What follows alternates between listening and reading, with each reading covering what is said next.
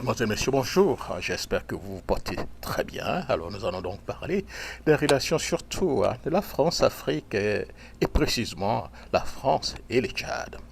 La question que nous posons aujourd'hui est si la justice tchadienne lançait donc une enquête contre la France et ses présidents pour pillage de l'économie tchadienne et ressources mal acquises donc par la France depuis la colonisation jusqu'à ce jour.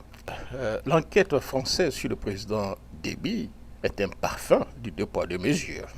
Paris a donc annoncé une enquête contre le président Mahamat Idriss Déby Itno pour bien mal acquis.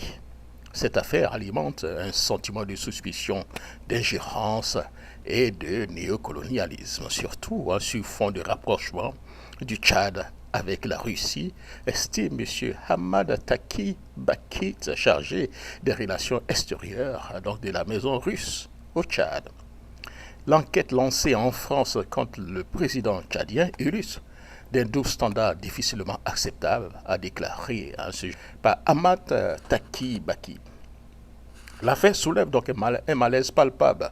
Serait-il convenable qu'un juge africain ouvre une enquête sur un dirigeant français sans que cela ne provoque un tollé général en France? L'hypothèse semble impensable, illustrant donc un double standard difficilement acceptable, a toujours indiqué M. Hamad Taki Bakit.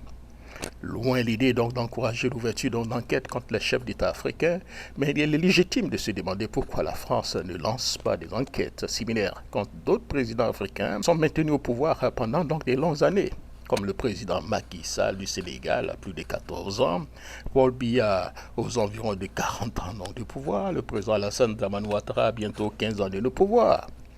Peut-être parce qu'ils n'ont pas récemment visité la Russie ou qu'ils soutiennent la mainmise de la France sur le franc CFA.